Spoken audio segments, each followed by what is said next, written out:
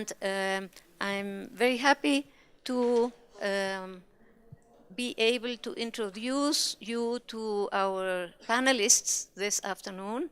I think we have a very nice small group of panelists, starting with Jessie DeAro. I understand that you have seen the bios on the website. Is this true? Yes? So I don't have to introduce you? Well, okay, yes.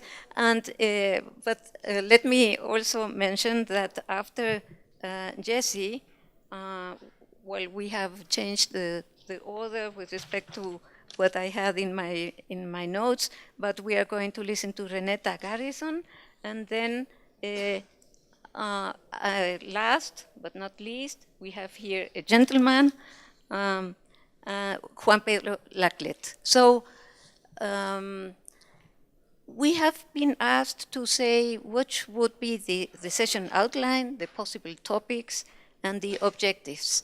I think your abstracts are quite clear and explicit in this regard, and I will leave it to you to make your presentations. But I would like to say that I think we should try to emphasize the institutional changes. I think that's very, very important. Of course, it's also important to see other kinds of changes, but what really makes things move forward is when there are institutional changes. And I see that one way or another, you do that in your, at least in your abstracts. No? Another thing, what works from the initiatives that you want to share with us, your programs, your projects, what works and what doesn't work? And what are the challenges? And what are your proposals to move forward? Because we would like to end this session with some idea of possible recommendations and steps forward. This is not the first session on the topic. I'm sure that each and every one of you has taken part in a number of meetings discussing the subject of how to promote the participation of women in science careers or in STEM careers. And we need to see what is really working and how can we move forward, all of us together. So without further ado, Jessie, it is your turn. Do you need a microphone?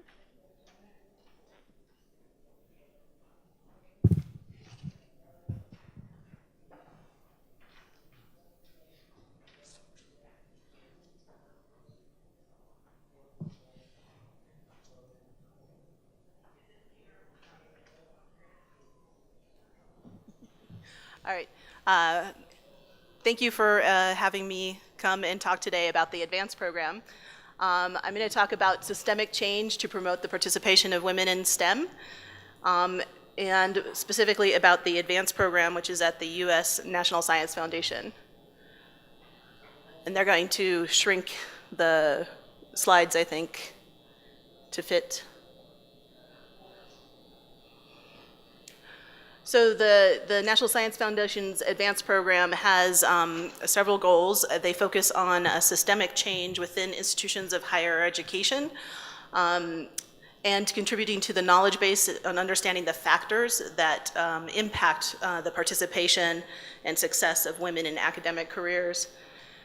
And one of the main purposes of this focus on organizational and systemic change is that we expect that it will have positive and sustainable long-term impact. I've given you some information about the grant types that we have in the program so you can see the scope and scale of the awards. The institutional transformation projects are concentrated funding within one institution of higher education over 5 years, about the $3.5 million mark. We have adaptation projects, which allow smaller institutions to take strategies that have been shown to be effective and adapt them to their institutional context for a smaller amount of funding over a shorter period of time. And then partnership projects, where we invite institutions of higher education, but other institutions and organizations as well to partner together, so nonprofit organizations, and other entities that have an interest in gender equity can partner in order to implement strategies that have been shown to be effective in other settings to affect gender equity for women in academic careers. So systemic change, as you've been talking about this whole meeting, focuses on changing the systems within which women are doing science and engineering research and teaching. And so advanced focuses on fixing organizations rather than fixing women. The goal is long-term change and enhanced gender equity within those institutions of higher education for those women in academic careers. And I've listed some issues that are what we call systemic in U.S. institutions. Some of them may translate into institutions in other countries as well. So unclear, inconsistent, and ambiguous recruitment, retention, and tenure and promotion policies and practices. Lack of workplace, work-life balance programs and policies. Gaps in salaries and access to resources within the institution. Differential responsibilities for institutional service and lack of credit for this type of work. Data collection and reporting is not disaggregated or used by leadership, and lack of accountability for institutional leadership for diversity within the institution. So those are just some of the many systemic issues that can be addressed with the advanced program. And these issues are identified in the social science research that has studied the reasons for inequities of women in scientific academic careers. So I just wanted to take a minute and make sure it was clear that when I'm talking about gender equity, I'm not talking about gender equality where there's 50-50 representation in every sector in a university. But gender equity is more about ensuring that there's a level playing field for both men and women to be recruited and to be successful in academic careers. So an example of gender inequity is in salary discrepancies that may exist within an institution. And this is just data from an association in the United States that does faculty surveys, which shows that there are still pay gaps for faculty at the various academic ranks within doctoral institutions in this case. So this is a case of an inequity that could be addressed potentially by addressing the systemic issues that are allowing this to happen. So the advanced program has been in place since 2001, so we've had about 15 years of implementation. The budget is in the graph, so you can see we've had about $15 million to implement the program each year. With those funds, though, our reach has not been a significant number of institutions, considering that there are about 4,000 institutions in the United States. We've reached about a little less than 2% of them to do this work. However, it has been concentrated in the more high research intensive institutions. So we have reached about 30% of those kinds of institutions, which has resulted in some very interesting peer pressure among the institutions who have not had the funding to be responsive to gender equity. However, because their peer institutions whom they're competing for faculty and students have been doing this work. And so we do see some translation of the work even to institutions who've not received funding. We also have more institutions that have participated in the adaptation and partnership types of tracks, with another 100 institutions approximately doing various kinds of activities to address gender equity within their institution, or in the case of professional societies, addressing it within an academic discipline. So from the NSF perspective, over these 15 years, we've seen that the different kinds of strategies that have shown to be effective within institutions of higher education generally fall into these 4 categories. They include the improvement of institutional structures. So this might be related to data collection, infrastructure, and reporting and usage. It might be related to the policies and procedures related to tenure and promotion. Those are institutional structures that can be reviewed and revised in order to enhance gender equity. Career support for individuals, reviewing those programs that institutions might have, including mentoring programs to ensure that there is equal access for both men and women For example, we know women do not benefit from informal mentoring programs as much as men do, in which case formal mentoring might be necessary.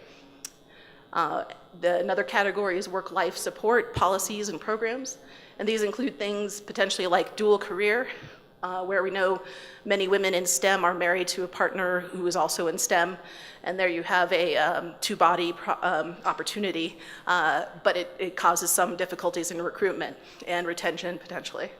Other policies such as maternity and paternity leave, and ensuring that those policies are taken by people and there is no stigma attached to them if they are taken.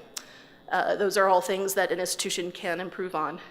And then the last one is empowerment of individuals and leaders in terms of training and awareness around implicit bias, microaggressions, and other things that are impacting the culture and climate that individuals experience within their institution.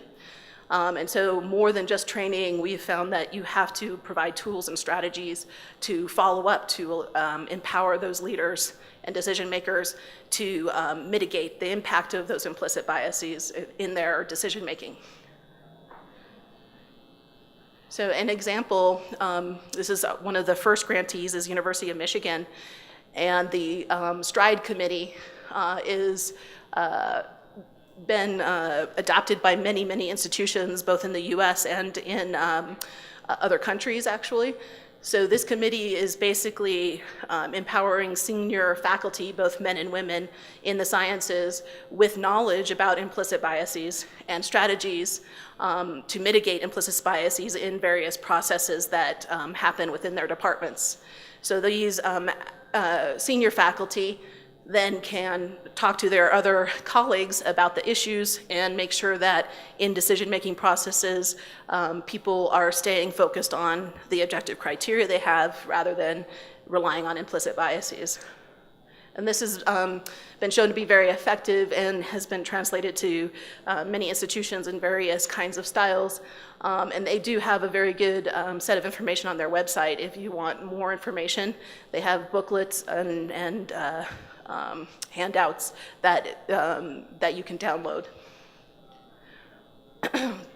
A more recent institutional transformation grantee is Montana State University, so a different kind of institution. I'm highlighting here some results from their social science research, where they did a departmental level interventions, and what they were able to do was compare between the departments that had the intervention and the ones that didn't, so that we can see the impact of doing this kind of work on outcomes for women in academics. So the departments that did the intervention, which included 3 steps, implicit bias training being one of those 3, had 6.3 times more likelihood to make an offer to a woman, and women were 5.8 times more likely to accept the offer from those departments. So this is an example of showing how the power of making small changes, which was not that disruptive to the whole process, but did have an impact. And I think importantly, the candidates themselves saw the difference and were more willing to join that department had they gone through that training. So that speaks to the culture and climate of that department. And then the final bullet there is about another study, which it revealed that unfortunately men have a differential acceptance of social science research that shows implicit bias than women do. And in fact that STEM academic faculty men are the least likely to believe social science research if it shows a gender inequity, which represents an interesting data point on this whole discussion of implicit bias. And so it means we might have to redesign our training differently in order to address that kind of issue. And this is data showing that the numbers of faculty at institutions that have had advanced grants, the dots above the line mean that they ended up with a higher percentage than they started with. And there's more details for another time. And this is data on climate surveys of faculty. from the beginning of their institutional transformation award to the end. And over time, you see that overall collegiality for both men and women has gone up. Women's ties with other STEM faculty has gone up. Women's satisfaction with jobs, careers have gone up. And the last set of bars is about men's satisfaction with jobs and careers, where 80% of men either had little or no change or improved with their satisfaction. The interesting data here is that 20% had a decline in satisfaction. And so this might be about the effects of institutional transformation, where those with power and privilege are potentially asked or no longer able to act on that as they were in the past. And so it would be a very interesting thing to unpack and really understand more.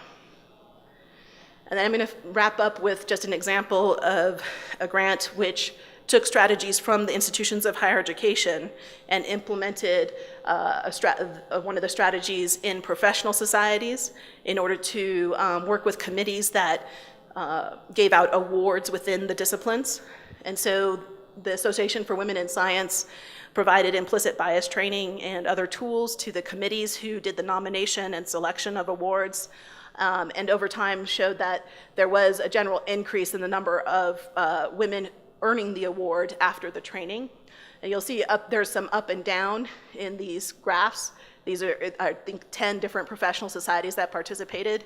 And that up and down is related to turnover in the committees, which indicates that you need to go back and provide this training frequently. Once is not enough.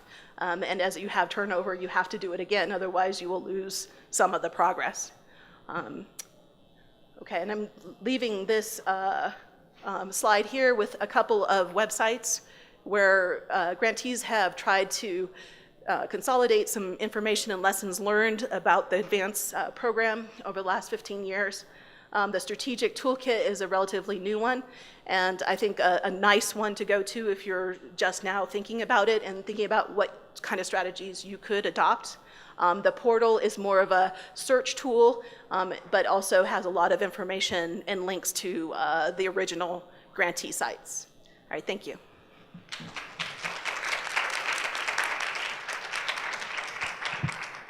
Thank you very much, Jessie. It's wonderful to see how the National Science Foundation is really committed to the promotion of women in science. Very good, and for a long time already, so one can see already results. Well, I hope there will be some time for questions at the end and some discussion, but let us now give the floor to Renetta Garrison from the University of Maryland, and the title of her talk is The Jessica Effect, nothing to do with Jessie. And the importance of inviting women to engage. Okay. Buenas tardes a todos. Yo soy Renetta Tull de la Universidad de Maryland de los Estados Unidos. Y mi presentación está en inglés, pero porque estamos en México, quiero dar mis saludos en español. Good afternoon, and it's good to be with you. I am from the University of Maryland, Baltimore County, and I think that my talk will be in good placement after Jessie's, because I'm going to talk about the effects of a program that we have in Maryland that focuses on 3 of the programs from the National Science Foundation, and the advanced program is one of them. The logo here that you see is from the PROMISE program, which is an AGEP, Alliance for Graduate Education and the Professoriate. So I'll talk a little bit about an effect from advanced, an effect from this PROMISE AGEP, and then one of the career-life balance initiatives that you've heard about earlier from the National Science Foundation.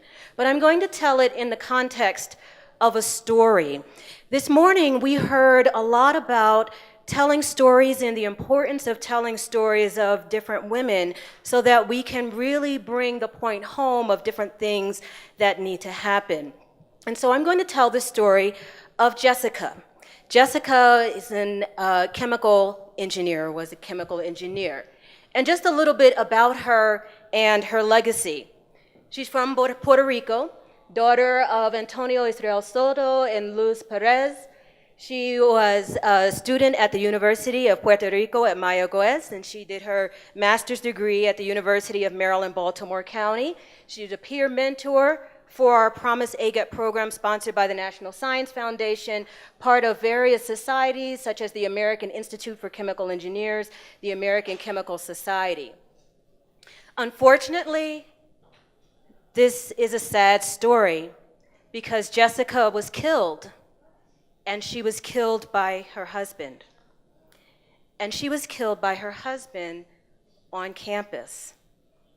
And so when we talk about making sure that we have policies in place and that when we put women into different kinds of opportunities and we give them motivation to succeed in different parts of the university, when we say we have to tackle all different types of aspects of life, this was a tragic piece of something that happened that said we really have to pay attention to this. Lives really are at stake. And I think that someone said earlier in their presentation this morning that if we talk about these things, if we put certain policies in place, lives can be saved. And so I became very passionate about this issue because I said I refuse to lose another student. I refuse to have any other people go through this. And so unfortunately, she passed away. But what we did was we decided to turn around some of the things that we were doing at our university.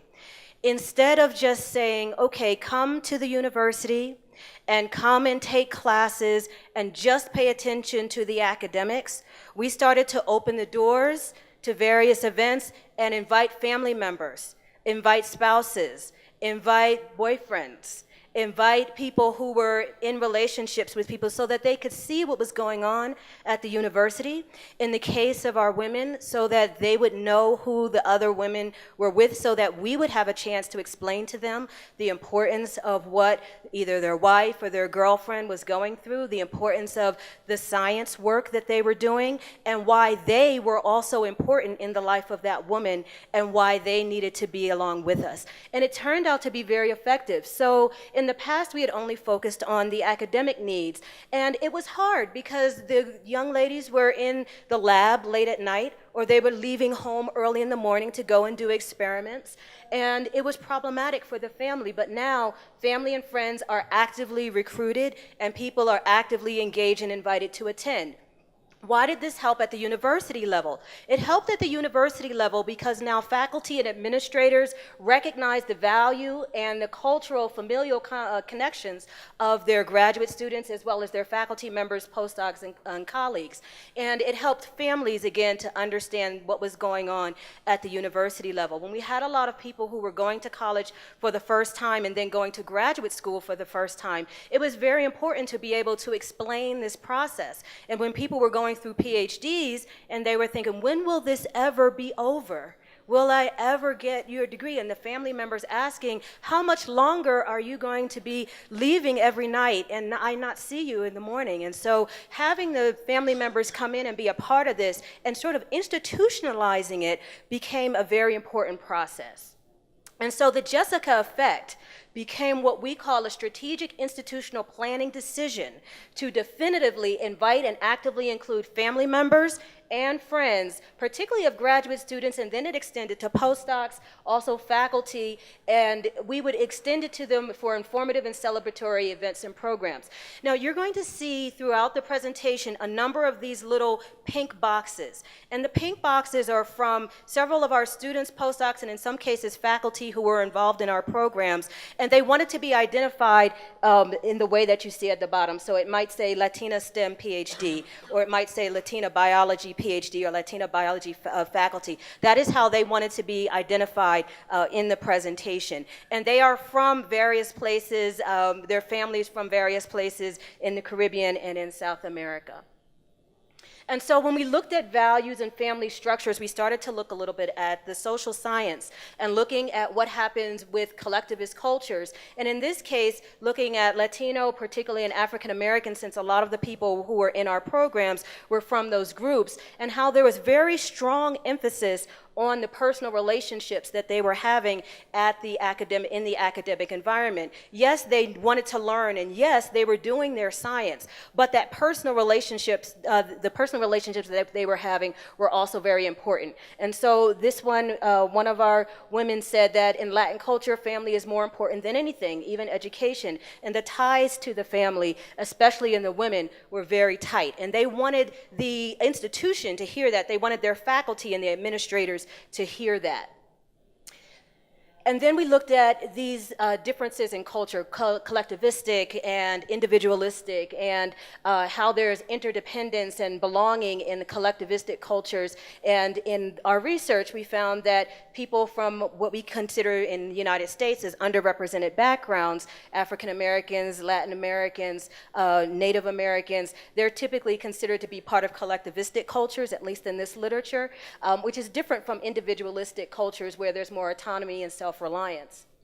And so we looked at another social science concept called psychological sense of community. And again, we were bringing social science into those exact science departments because it was very important that they know this side of it, that there are these issues of membership, feeling like one belongs to a community, influence, where the person involved feels like they have a sense of influence on what was going on in terms of policies, in terms of different things that were happening in the department, integration and fulfillment of needs. And this is very important because, for example, when there were celebrations, we had to celebrate together. When there were times of mourning, we mourned together. We just had a funeral, unfortunately, for a son of a math person who's a math professor, and everybody helped to support her. Shared emotional connection.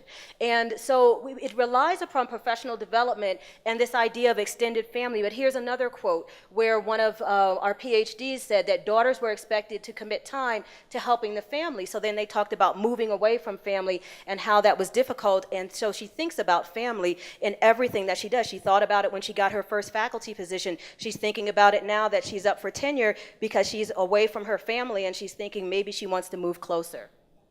And so we also had to explain to the institution concepts of family. And so family didn't just mean your mother and your father, but in a lot of communities, there is an extended family, and people needed to understand that. So there were the blood relatives, the parents, the brothers and sisters, the aunts, the uncles, cousins, etc. But then there are these other parts of family that are formed through marriages and relationships and in-laws and family relationships and friendships. And so I had given an example in the past that said, the friend of my father is also my uncle. And the friend of my grandmother is also my aunt. And so those kinds of things. And so if there's a sickness or an illness and the friend of my grandmother is sick, then to me, that's like my grandmother being sick also. And so that kind of thing is very important. So to explain those kinds of familial relationships was incredibly important. And this is just another quote about how when people move to another environment, and particularly folks who were coming from different areas of Latin America or where their families were from different areas of Latin America, they said that they missed that warmth and they wanted to bring that warmth back in to their academic environments.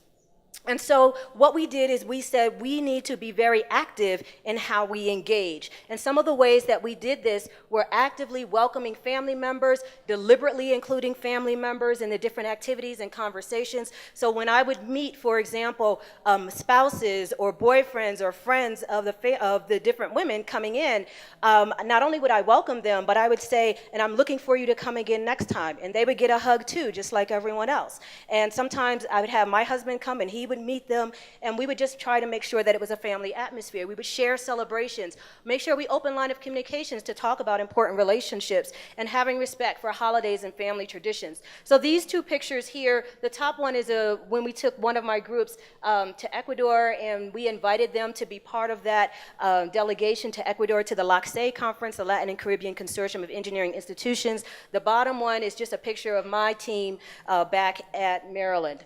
And so it was just important. This woman said that it was important for her husband to be part of the group because he stopped judging people because he thought they were looking down on him. And so once he was involved, then he became their friend, and that made a really big difference in their relationship, and it had a strong effect on her.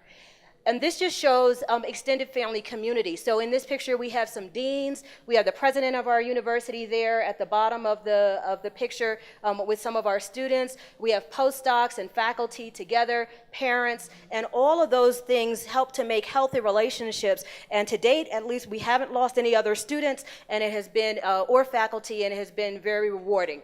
So just to quick segue as we go into the last couple of minutes, we had a chance to then give the seminar called the Jessica Alert in Puerto Rico. And this is where the advanced program came in. So when we had a program with the advanced program in Puerto Rico, we were able to have discussions with faculty about issues of domestic violence, about providing life coaches, family therapists, opportunities to have discussions about what people had experienced, how they could mitigate some of the risks, et cetera. And it turned out to be very dynamic and very instructive.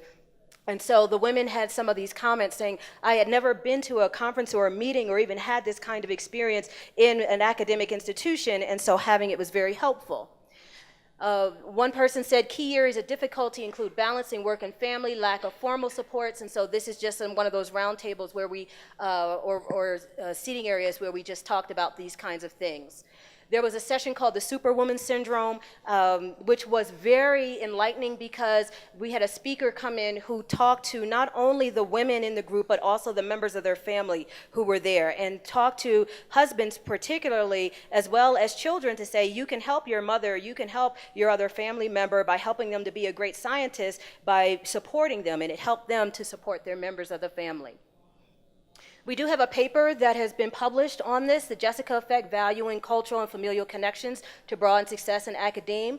It's in AAC&U peer review. We did have a wonderful opportunity to go back to Puerto Rico to give the book to Jessica's mother and her father, who are there in the picture. You can't really see in the back, but that's actually a picture of Jessica in the background, so that's in their living room, and that's several of us from Maryland who went to her house in Puerto Rico to make sure that her mother got that copy of the article.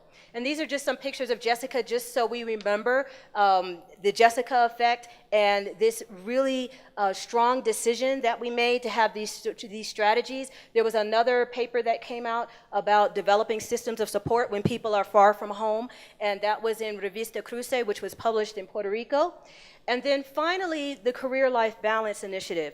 We were able later to get a Career Life Balance Initiative grant from the National Science Foundation, and looking at what we had done with the Jessica Effect and the different things that were needed, as well as what the advanced program at UMBC had done with its transformation project, there are now these issues of awareness and policies for career life balance. So for example, minimum of paid parental leave, and that's for men and women, 8 weeks. Extension of time for tenure review for new parents, leave and support options for family, developing a family support plan, adjustment of family members' responsibilities for teaching, research and service, workload modifications. And then we had seminars on shaping work-life culture in higher education and coming up with different portfolios.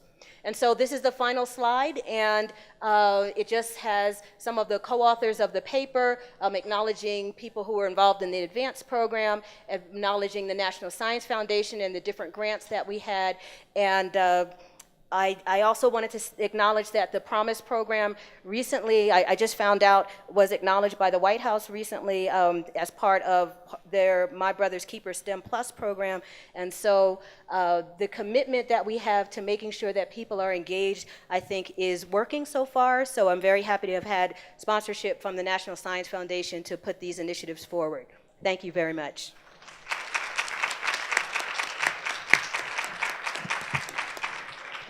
Thank you very much, Renetta. I think it was a wonderful compliment to the first presentation, very touching. No? And well, now it's the turn of Juan Pedro. Juan Pedro works at the National University of Mexico, Universidad Nacional Autónoma de México, but I understand that you are here on behalf of IANAS. Yes, I'm Yes? talking about IANAS, yes. Okay, Juan Pedro, please. Good afternoon to everyone. I'm going to follow Renetta's example, and I'm going to say hello in English. And because we are in Mexico, I'm going to speak in Spanish. So, and I'm going to take better advantage of time in Spanish. So, yo voy a platicar acerca del programa de IANAS de las mujeres en la ciencia, que es un programa que les puede interesar mucho. Es un programa dedicado a mejorar la representación o mejorar el equilibrio de género en las academias nacionales de ciencias en el continente americano. Pero primero yo quisiera agradecer la oportunidad que me dio la invitación de la doctora Tagüeña para participar en este Gender Summit. Déjenme decirles que este es mi segundo Gender Summit. Yo estuve hace 2 años en Washington y me pareció que se están discutiendo temas verdaderamente trascendentes en esta reunión. La que sigue. Inicialmente me invitaron a hablar del programa de IANAS, pero después el título de la sesión es sobre iniciación de mujeres en las ciencias exactas. Entonces puse una diapo sobre eso porque el resto de la plática no se va a referir a las ciencias exactas. Y esta diapo claramente muestra el gender bias en ciencias exactas, cosa que ya no sucede en otras disciplinas, ¿no? Es 5 mujeres en 43 participantes en una reunión de matemáticas en Alemania.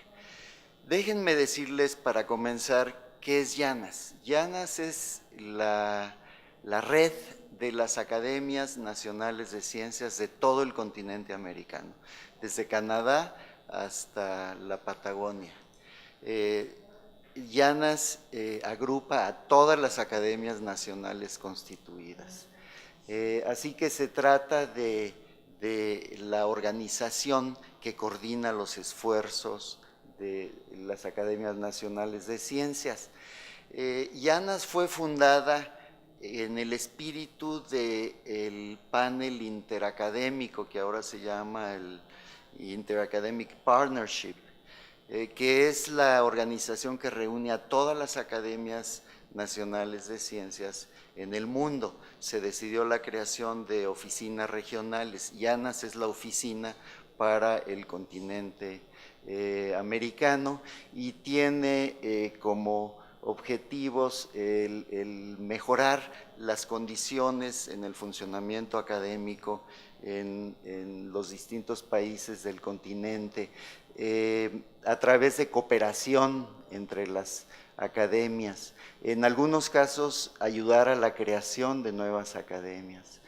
Y como las academias son cada vez más actores relevantes, influyentes en los distintos países, se pretende de alguna forma influir la toma de decisiones a través de la operación de las academias. Yo escogí esta foto porque esta fue una reunión que organizamos en Argentina, en la Academia de Ciencias de Argentina, y aquí está Julia Tagüeña. Era una reunión de comunicación de las ciencias, si mal no recuerdo, y Julia nos hizo favor de acompañarnos. Así que la membresía de IANAS son todas las academias del continente. Está Canadá, Estados Unidos, México, están países de América Central y del Caribe, y están países de Sudamérica, todas las academias nacionales de ciencias del continente americano, y además de otras organizaciones multilaterales que organizan a los académicos. ¿Cómo funciona IANAS? IANAS es el intermediario de esta gran organización mundial del panel interacadémico para promover que se enfoque cierta cantidad de trabajo de las academias sobre temas específicos de interés mundial. Entonces, en IANAS hay 6 programas que funcionan actualmente. Hay un programa sobre educación de la ciencia que se trata de mejorar hacer más atractiva la enseñanza de la ciencia para reclutar más candidatos jóvenes que se incorporen al trabajo científico. Tiene otro programa sobre mujeres en la ciencia, otro programa sobre agua, a este programa me voy a referir más adelante, otro programa sobre agua, energía, capacity building. Capacity building es que las academias que pueden más le ayuden a las academias a desarrollarse, a las academias que pueden menos. Y recientemente se echó a andar un programa de seguridad alimentaria que es de gran relevancia en el continente. Entonces yo les voy a platicar de aquí en adelante del programa de mujeres en la ciencia de IANAS. Típico en la organización de estos programas es que haya dos chairpersons, dos co-chairs. Actualmente los co-chairs de este programa es una representante de la Academia de Cuba y otra representante de la Academia de Bolivia. Y funciona el programa a través de lo que nosotros llamamos focal points, que representan a las academias, a cada una de las academias miembros de IANA. Así que para cada academia hay un representante que se reúnen periódicamente y definen el plan de acción y definen las acciones a realizar.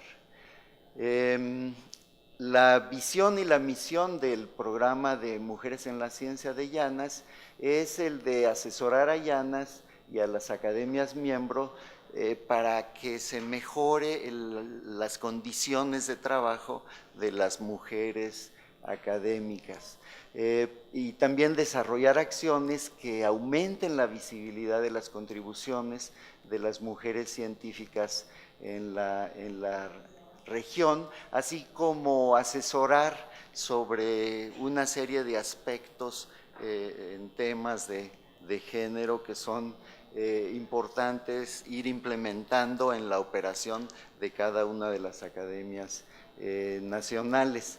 Una cuestión importante es que IANAS se asocia con muchas otras organizaciones, con la UNESCO, con organizaciones regionales, con ICSU, con TUOS, con todas las gentes que están interesadas en estos temas, pueden ser nuestros aliados.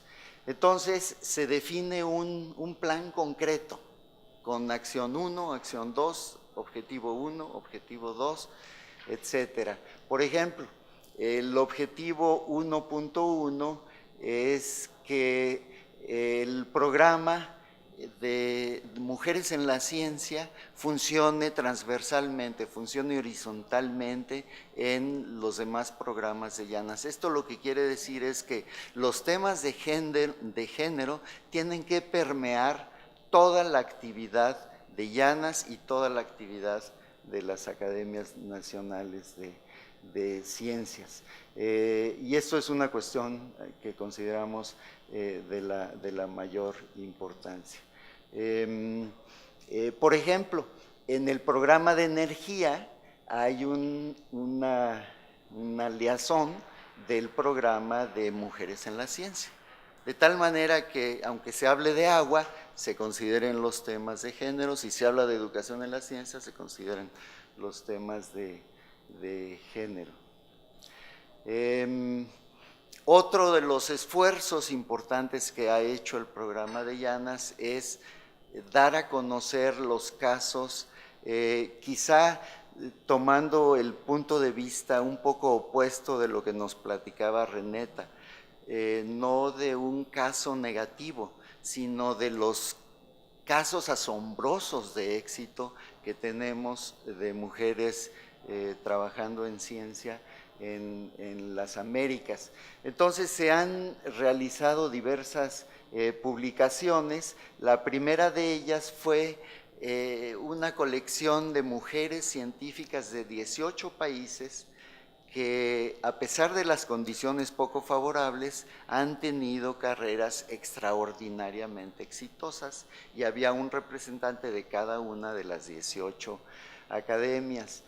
Más recientemente se han hecho algo equivalente, platicando las historias de jóvenes científicas que han tenido un arranque exitoso en su carrera.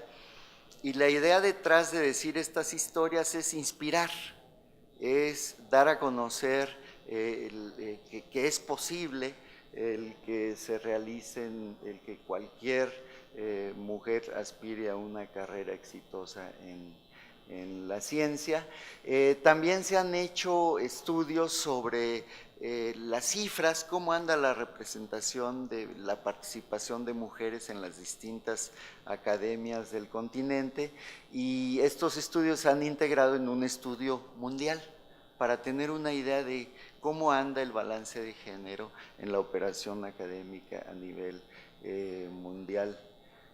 Me doy cuenta de que pierde bastante resolución las diapos, pero bueno. Este es el primer libro que se publicó hace alrededor de 4 años, diciendo la historia de 18 mujeres de cada una de las academias que participaban en ese entonces en el programa. Actualmente participan 22 academias, pero déjenme decirles que para nuestra sorpresa, hubo un grandísimo interés. Se han bajado los PDFs de la publicación más de 400,000 veces. Esto quiere decir que este ha sido un mecanismo que ha impactado extensamente en dar a conocer las historias de estas grandes academias. Este es el otro libro que les platicaba. Aquí el enfoque es hablar de los jóvenes, del futuro. Y entonces cada una de las figuras de las que se habla está descrita aquí, y cada una tiene su ficha biográfica, y se platican también cosas personales. No solo cómo logró su desarrollo científico, sino cómo logró organizar los asuntos familiares, etcétera. Son muy inspiradoras estas historias. Les mencionaba también la publicación del análisis de las cifras de la participación de mujeres en el continente, en las academias del continente americano.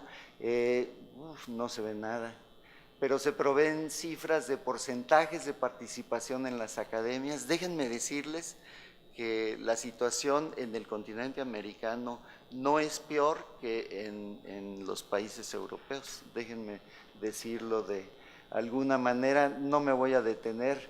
La participación de mujeres en los cuerpos colegiados de las academias y en los cuerpos directivos de las academias.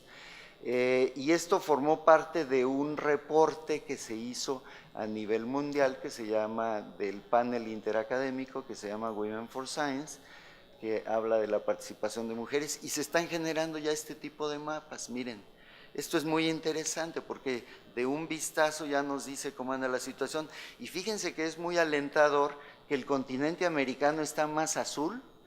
Mientras más intenso es el azul, quiere decir que las mujeres están teniendo una mayor participación en el funcionamiento de las academias. Fíjense que estamos más oscuros que Europa, y eso de alguna forma habla de que este trabajo que se está realizando a nivel de las academias está produciendo algunos resultados. Y un último mecanismo para promover el programa es el otorgamiento de un premio, que es el premio en homenaje a Anneke Levelsenger, que fue pionera del programa de la National Academy of Sciences, que se otorga cada 2 años y que le permite a una joven científica pasar 6 meses en un laboratorio de su elección, generalmente en Estados Unidos, Canadá, Brasil, México, de tal manera que algunas cosas que no puede hacer en su propio laboratorio, ahora las desarrolla a través de estas estancias. Esta es una fotografía de los focal points de cada una de las academias que participan en el continente. Déjenme decirles que yo estoy hablando de este programa porque fui co-chair de IANAS hace algunos años, pero tengo que agradecer la colaboración de los actuales co-chairs, Michael Clegg y Juan Asenjo, y de Adriana Cruz del Secretariado de IANAS en la preparación de esta presentación. Gracias.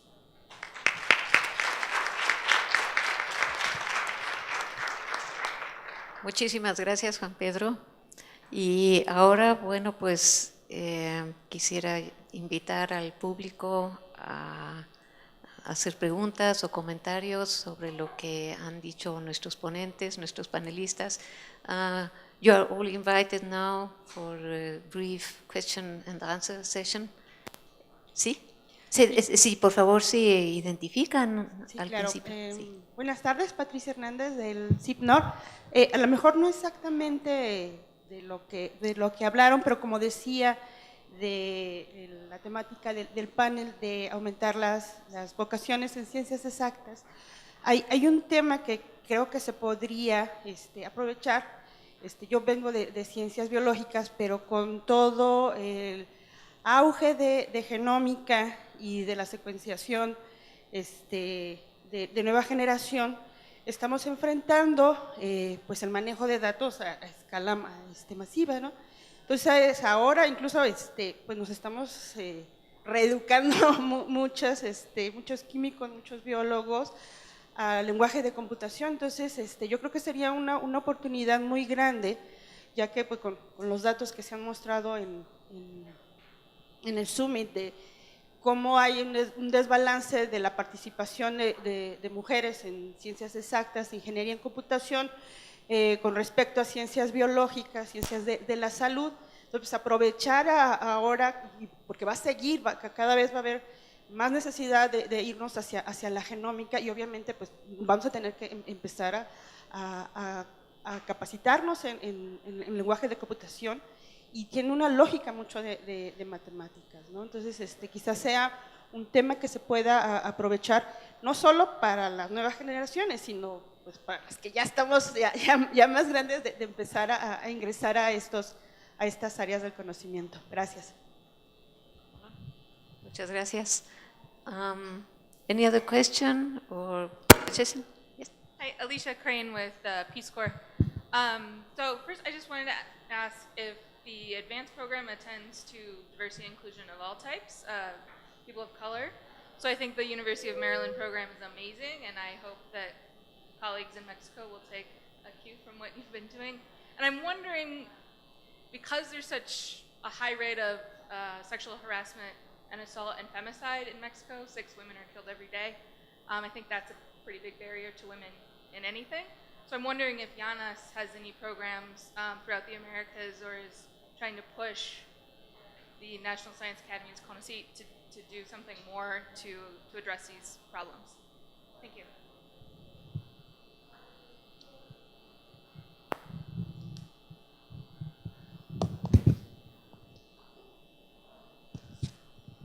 This is a very tough question.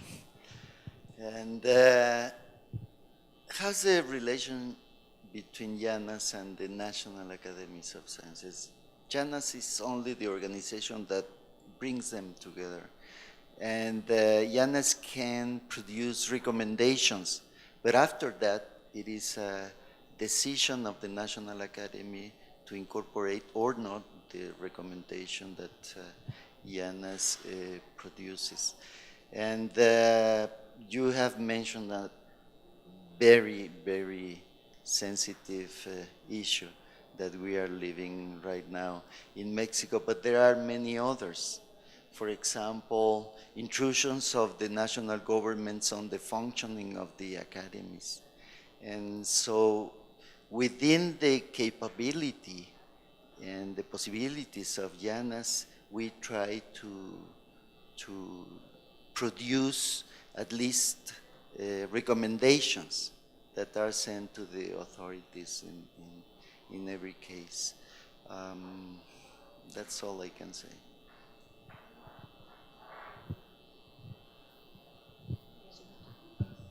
So on your question about advance, the focus is on gender, but the intersection of many identities is definitely a topic. So women of color, LGBTQ women, and any other identities that might impact the success of faculty in universities is definitely something that is part of the advanced program. I'd say that there's a lot more that we need to learn, and that in the past the focus has been mostly on majority women and learning about strategies that are effective for them. And so we do need to invest more effort on those that are not in the majority. Any other question from the floor? Buenas tardes. Sí. Argentina Hernández del Instituto Politécnico Nacional. Para la exponente del efecto Jessica, nosotros tenemos la experiencia de invitar a los papás de los alumnos de la Escuela Superior de Medicina del segundo semestre a que conozcan el proceso de evaluación que llevamos con los alumnos. En algunos casos ha sido exitoso, pero en otros casos ha habido mucha resistencia. Dicen que ellos ya son mayores de edad y que ya se autodeterminan, entonces no tienen por qué estar al tanto de las calificaciones o evaluaciones de sus hijos. Y otro problema que tenemos es las alumnas que se van a servicio social, por lo menos uno en cada año y medio ya no regresa por violencia dentro de las comunidades a donde se envían. Entonces, también como nosotros conocemos de estudios de otras regiones donde dicen que el apoyo familiar hace la diferencia sobre la seguridad y el mejoramiento académico. Entonces, también cómo podrían contribuir desde su experiencia del efecto Jessica a la experiencia mexicana.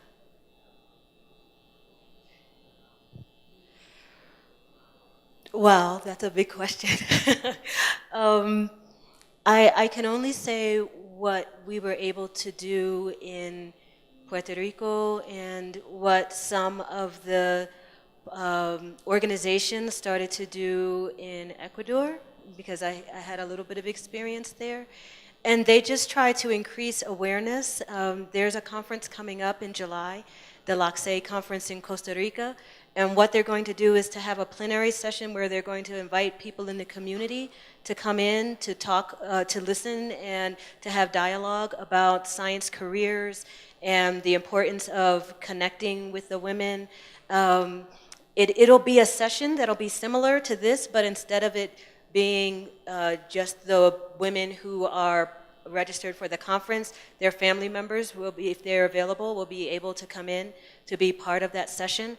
And so we think that some awareness, at least from our experience, opening up these sessions to the broader family members can be very helpful. I did a session in Puerto Rico once with students and their parents and their grandparents, and having their grandparents in the room and not just addressing the students alone, but then addressing the parents and the grandparents too. They came at the end to say that they felt that that was very helpful because they felt now that they were empowered to be part of the process, that it wasn't just sending a student off to school, and we found that to be helpful. In terms of the dangerous neighborhoods, that part's a little bit harder to deal with. In Puerto Rico, we just made sure that there were safe havens or safe places where people could go, and they knew where those were. The faculty were involved to know where they could direct students to go, and places that were open for them to feel safe. So that's all that I have to offer on that at this point, but it's definitely something to think about. Thank you for your question.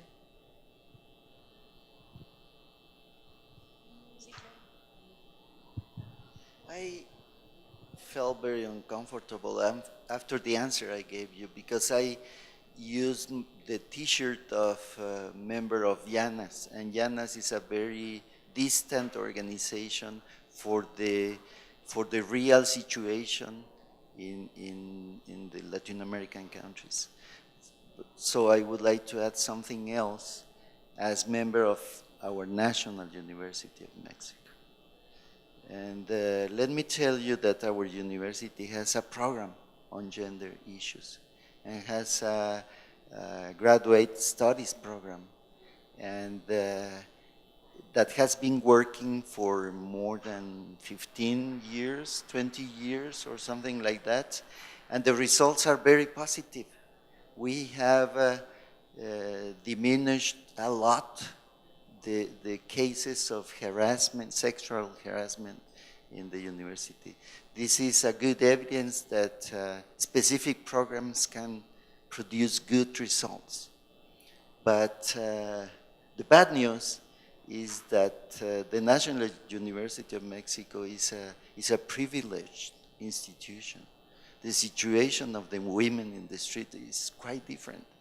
And it's very difficult to design or to think about the effective strategies that can deal with the problem, not only of sexual harassment, but the situation of women killings in many areas of the country is terrible.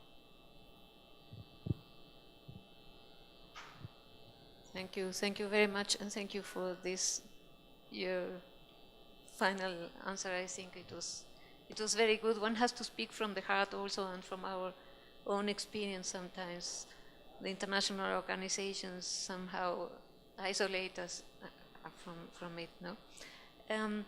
I had a question, I think, for all of you. You all focused on programs to gender programs, programs to increase participation of women, but in fact, as I see it, the problems of participation of women are part of a problem of, let's say, discrimination that is much wider. Well, you in English, in the US, you speak about minorities. We don't use that word, no? But I think it's about how to increase diversity, how to fight against what we call discrimination, or could be marginalization. More in general, how to improve not only gender diversity, but also cultural diversity, which you touched upon, and it's diversity of ethnic groups, diversity of ideas even, no? To what extent, would be my question, your programs also have a positive impact more broadly on diversity? Well, I think that the strategy of focusing on the organization as the unit of change is something that is relevant to all the populations that are disadvantaged in any setting, in our case in science and engineering. But looking at how the organization operates is usually beneficial for all of those groups. And so even with advance, we do find that programs that are targeted towards women still help others who are disadvantaged, those with disabilities or people of color in the United States, and those who are just non-traditional in science and engineering, because making policies and procedures clear and consistent helps everyone, even the young men who are entering into the profession. So this strategy, I think, is helpful as a way to focus on how to make change for lots of populations. Thank you, Jessie. So one of the pieces of our platform is invitation to engage, and we really try to make sure that people are directly invited to engage in these various opportunities. What we've learned is that it's not enough to, for example, put a flyer on the wall or to just send an email, that there's a personal touch that's connected, a personal phone call, or seeing someone in the hallway and saying, I think you would be great for this opportunity. That's what we did when we took women from a variety of different groups to Ecuador. We talked to them directly and we said, we think this is a good opportunity for you.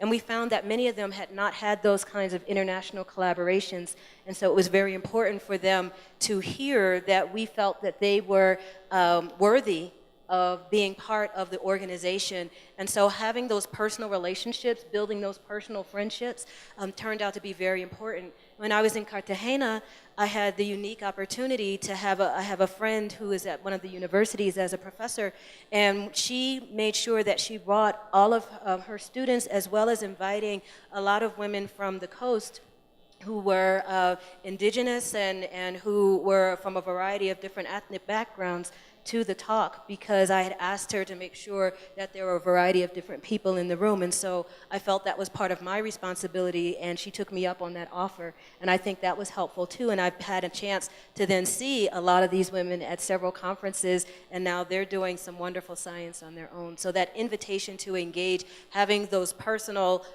experiences and those opportunities is important. And I think that we all have a responsibility to do that, to find other people, to encourage them, to give them various opportunities, and that can make a major difference. Pedro, I don't know if you want to say. No. Well, I think that this is it. Thank you. Is there yes, sorry. Perdón. Okay, thank you very much for sharing all your experiences. My comment is just adding to what you just said about violence, about feminicides. And I have had close experiences of women suffering harassment at their workplace as students, and they do not have any response from universities. And I think sometimes it can really get bad, and we cannot wait until they do something.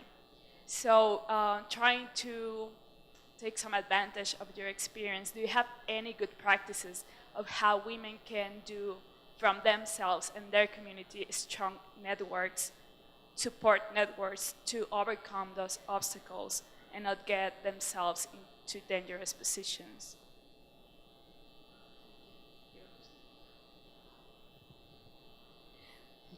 In Puerto Rico, one of the things that we did is we brought those conversations into the classroom and into the lab.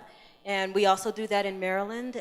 There's a professor who teaches biochemistry, and he said that one of the reasons that his lab is so successful is because they do talk about those issues in the lab. He doesn't just leave it for other people. And so as a male professor, bringing in these issues and making sure that everyone understands the dangers, making sure that the men also take responsibility, and they take responsibility for making sure that they are promoting safe practices and that they have respect for the women.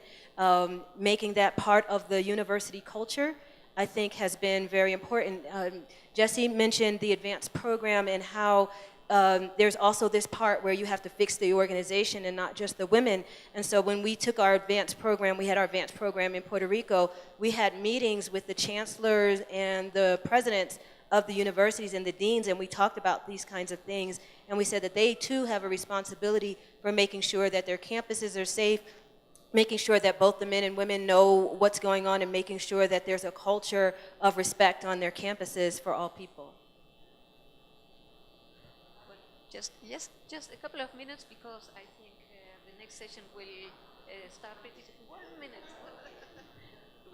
In the U.S., we have the civil rights legislation, which provides some protection and requires institutions to be responsive to situations that are impacting an individual, such as sexual harassment. We have something that's Title IX that requires that institutions have procedures and processes in place. And so that is something that you could potentially model and implement in some ways in additional countries, either legislation or just promising practices that institutions can sign on to, that they will have a policy or procedure in place so that people can go and make the complaint and feel comfortable and be safe. Thank you. And Juan Pedro has asked me. Very quickly, although I agree with some particular ways of organizations for an immediate response, which can be very valuable, I would like to stress what Dr. Cetto insisted in the beginning of the session. There must be an institutional policy, an institutional response, and the mechanism for the implementation of this policy have to be developed. This is the final solution. Thank you very much the three panelists, and thank you for being here with us, taking part of this interesting discussion. And this is the end of our session.